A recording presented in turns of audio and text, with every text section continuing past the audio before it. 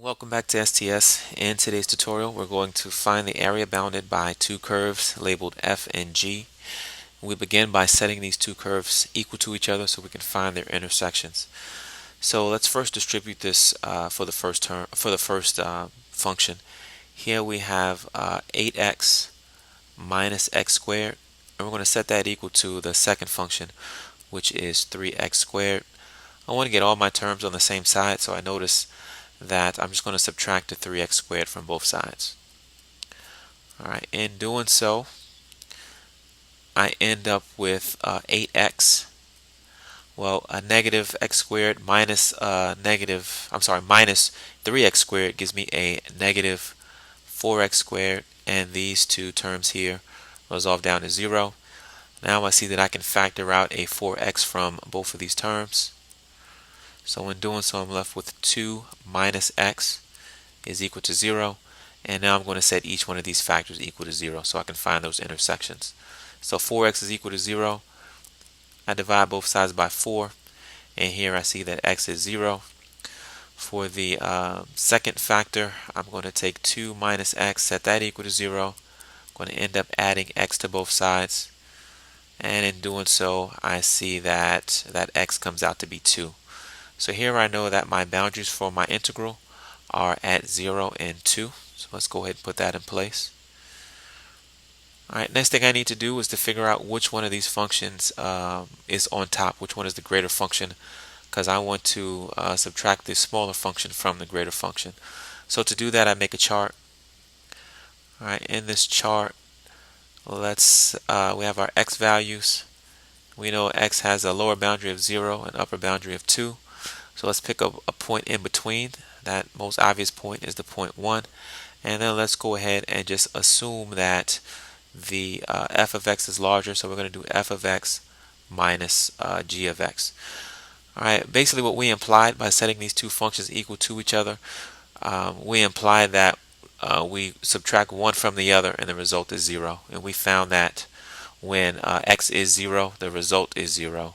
And when x is 2, also the result is 0.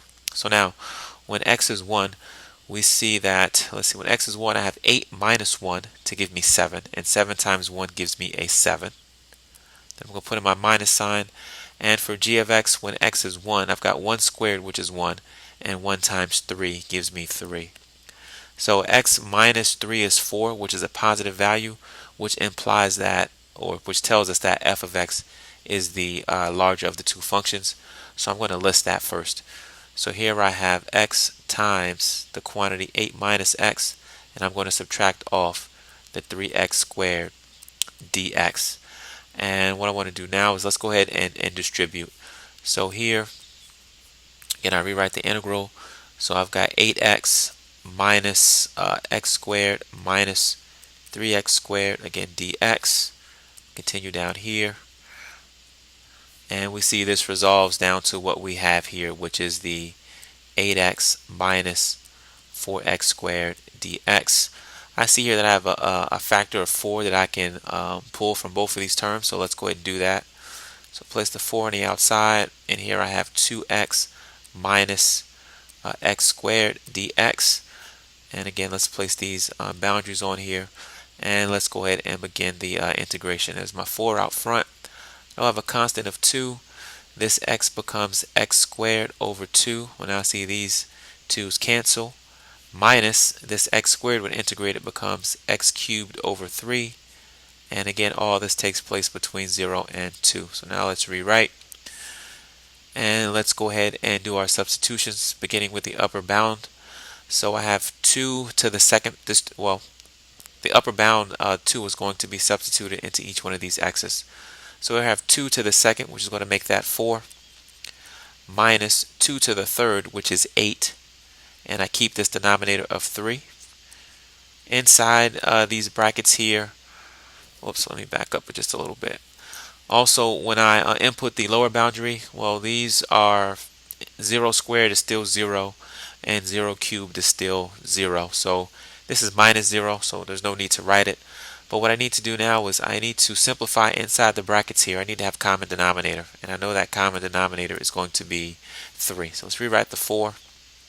Well, 1 times 3 will give me 3, and then 4 times 3 gives me 12, and we see here that 12 divided by 3 is 4, so we haven't changed anything, minus the 8/3, and then here I have 12 minus 8. Let's bring up my 4 here. I have 12 minus 8 to give me 4, and my denominator stays as a 3. And when I multiply this out, 4 times 4 gives me 16, and I keep my denominator of 3. So I see here that my area in between those two curves is 16/3, and that would be square units. What I want to do now is take a look at this graphically. We've just done our analytical method. Let's look at the graphical method. All right, pull up the calculator. Let's go ahead and press y equals. You'll notice that I already have the two functions here in place. So let's go ahead and graph them. All right, we're expecting everything to take place in the first quadrant because we know the intersections are at position 0 and at position 2. We can't actually see that intersection yet, but let's click on zoom and let's do alpha and then math so that we can get just the first quadrant. All right, now we do see our intersection. Let's go ahead and zoom in some more. Let's make the x value go from 0 to, let's say, 2.5. So let's do window. The x min is 0. Let's make the x max 2 5/10. And let's graph that. So now we get the better look, and we know that we're trying to calculate the area in between the two curves here. So what I want to do now is let's click on y equals, and let's go ahead and put in the new function that we found when we subtracted the first one from the second one. So we do that easily by pressing alpha and then trace to get to option F4. We want to do the first equation, which is 1, minus the second equation. So again, we do alpha, hit trace to get to F4. We want the second equation, which is 2. And now we can graph. All right, this black line that we see, or this black curve that's just drawn in, this is the first curve minus the second curve. So if we integrate based on this new black curve, that will give us the area between the blue and the red.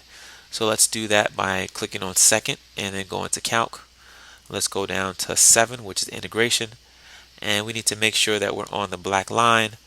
We're on the black, which again shows us the first function minus the second function. They want the lower limit, which is 0, and then they want the upper limit, which is 2.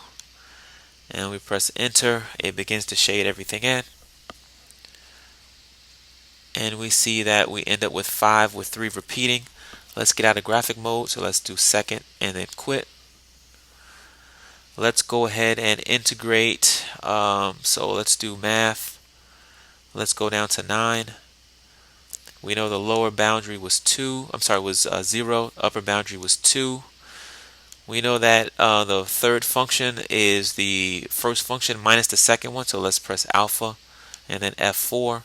We're going to press 3 to get to that third function, and we want to integrate with respect to x. When we press enter, again we get that 5 with the 3 repeating. So let's now press math and then press 1 for fraction so that we can change this into its fractional equivalent. We press enter, and we see that it does come out to be 16/3. Alright, well, that sums up this video by Speller Tutorial Services.